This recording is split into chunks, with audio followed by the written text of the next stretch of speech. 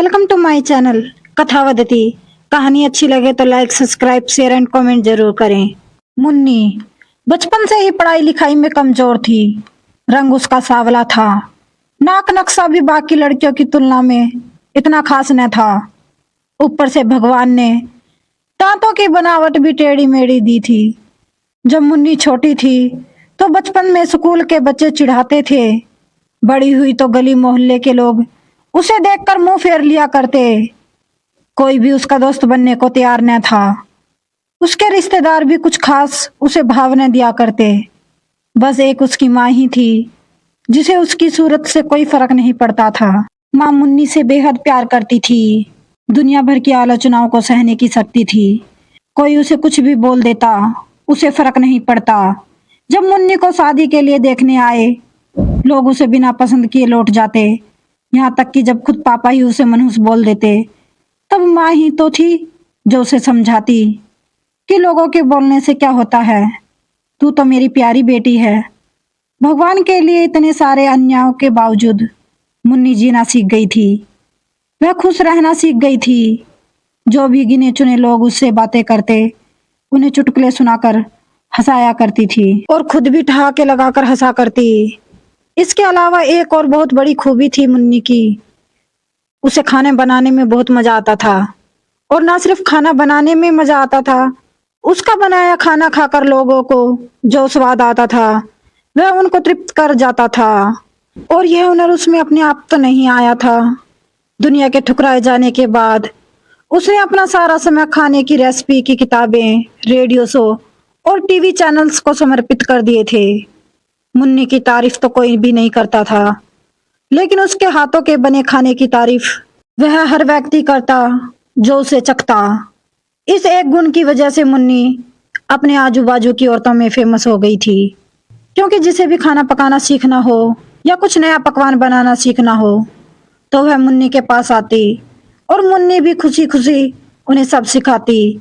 उसके पास आने वाली औरतें अच्छा खाना बनाना तो सीख जाती, लेकिन लाख कोशिशों करने के बावजूद भी मुन्नी के हाथों का वह जादू जो सबको तृप्त कर जाता, वह कोई ना सीख पाता। मुन्नी की जिंदगी इन्हीं उतार चढ़ावों के साथ कट रही थी। एक बार फिर से माँ बाप ने जी तोड़ कोशिश कर एक फैमिली को मुन्नी को देखने के लिए मना लिया था और अगले दिन लड़का मुन्नी को देखने आने वाला था। मुन्नी को इस बात की खबर होने पर वह दुखी और गुस्सा हो गई थी कि बिना उसके पूछे पता नहीं क्यों माँ बाप लड़कों को बुला लेते हैं और उसका मजाक बना देते थे। माँ ने मुन्नी को समझाया था कि ऐसा ही होता है। कोई भी बेटी अपने माँ बाप के यहाँ हमेशा नहीं रहती, उसे एक दिन शादी करके जाना ही पड़ता है। अगले दिन मुन्नी सुबह सुबह ही लड़के वालों के आने से पहले ही सज संवर कर कहीं निकल गई थी। उस दिन लड़के वाले घर आकर माँ बाप को बहुत खरी खोटी सुना गए थे। वैसे भी पापा को मुन्नी पर हमेशा ही गुस्सा आता था, लेकिन उसकी इस हरकत ने उनको गुस्से से पागल कर दिया। उस दिन पापा ने मुन्नी का सारा गुस्सा माँ पर उतार दिया था, यह कहकर कि एक मनहूस बेटी को जन्म देकर तुम्हारा मन नहीं भरा था, इसलिए उसको लाड प्यार देकर सर पर बैठा लिया है। हमेशा अपनी बेटी के बारे में गलत बोलने वालों से नाराज रहने वाली माँ आज खुद मुन्नी से नाराज हो गई थी और वह अब मुन्नी के घर वापस आने का बेसब्री से राह देख रही थी ताकि अपना गुस्सा उस पर उतार सके। सूरज ढलने से पहले मुन्नी घर लौट आई थी। उसके चेहरे पर एक अजीब सी खुशी थी। हाथों में एक चेक था और एक सर्टिफिकेट भी। मुन्नी माँ से कुछ कहना चाहती थी, लेकिन इससे पहले कि मुन्नी अपने मुंह से एक भी शब्द कह पाती, माँ ने उसे खरी खोटी सुनाना शुरू कर दिया। गुस्से में माँ बोलते बोलते इतना कुछ बोल गई कि मुन्नी ने अपने सपने में भी नहीं सोचा था। माँ ने कहा, बाकी सभी लोग सही थे, तुम सच में मनहूस हो, तुम्हारी वजह से सारे परेशान हैं। अच्छा होता तुम पैदा होते ही मर जाती, यह दिन तो ना देखना पड़ता हमें। गुस्से में बड़बड़ाती और सब्जियां काट रही माँ ने एक बार भी मुन्नी की तरफ नहीं देखा था। मुन्नी माँ की बातें किसी पत्थर की मूरत की तरह सुन रही थी। पत्थर की ऐसी मूरत जिसके शरीर में तो जान ना हो, लेकिन आंखों से आंसुओं की धारा बह रही हो। मुन्नी ने माँ से पूछा, माँ क्या सच में तुम भी चाहती हो कि मैं मर जाऊं? क्या इतनी बड़ी हूं मैं? माँ, अभी भी गुस्से पर सवार होने की वजह से माँ ने कह दिया हाँ। बिना एक पल भी सोचे मुन्नी सीधे अपने कमरे में जाकर कमरा बंद कर लिया था।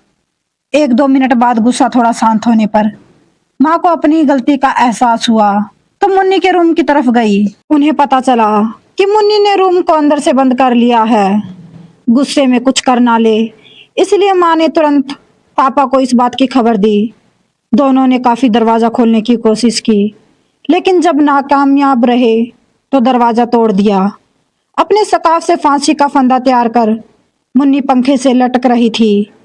ज्यादा वक्त नहीं हुआ था, वह सिर्फ बेहोश हुई थी। माँ पापा ने तुरंत उसे पंखे से अलग किया और बेड पर लेटाया। पापा ने तुरंत डॉक्टर को फोन किया। तब माँ का ध्यान बेहोश पड़ी मुन्नी के हाथ में पकड़ी एक चिट्ठी और पास ही में पड़े 5 लाख रुपए के चेक और 5 स्टार होटल में शेफ की नौकरी के लिए कन्फर्मेशन लेटर पर पड़ी, जो मुन्नी अपने साथ लाई थी। माँ और पापा ने वह चिट्ठी खोलकर पढ़ी जो उसने अभी अभी लिखी थी। चिट्ठी कुछ इस प्रकार थी। मम्मी और पापा, मैं जानती हूँ मेरे जन्म से लेकर आज के दिन तक मैंने ऐसा कुछ भी नहीं किया जिस पर आपको गर्व हो, लेकिन मैं आपको बताना चाहती थी कि आज मैं खाना पकाने की नेशनल लेवल कंपटीशन को जीत चुकी हूँ और यह 5 लाख का चेक मुझे प्रथम स्थान पर आने के लिए मिला था। जजेस को मेरा खाना इतना पसंद आया कि उन्होंने मुझे एक बड़े होटल में बतौर मास्टर शेफ की नौकरी के लिए कन्फर्मेशन लेटर ही दे दिया था। पूरी दुनिया मेरे खिलाफ है, मुझे इस बात का कभी भी फर्क नहीं पड़ा था। ना ही बाबूजी की कड़वी बातें मैंने अपने दिल पर ली थी, क्योंकि मैं जानती थी बाहर से सख्त दिखने वाले मेरे बाबूजी अंदर से तो मुझे प्यार ही करते थे। प्यार ना करते होते तो बिना मांगे मुझे कपड़े, मिठाइयाँ, पटाखे ये सब ना ला कर देते। माँ के प्यार को कोई क्या बयां कर सकता है। मेरी माँ मेरे लिए मेरी सारी दुनिया थी। जब माँ मेरे साथ होती तो मुझे किसी बात की परवाह नहीं थी। मेरी माँ मेरी थी, इसलिए मुझे किसी और की जरूरत न थी। मेरी माँ मेरे साथ नहीं है तो मेरी दुनिया मेरे साथ नहीं है, इसलिए मैं आज दुनिया को ही अलविदा कह रही हूँ।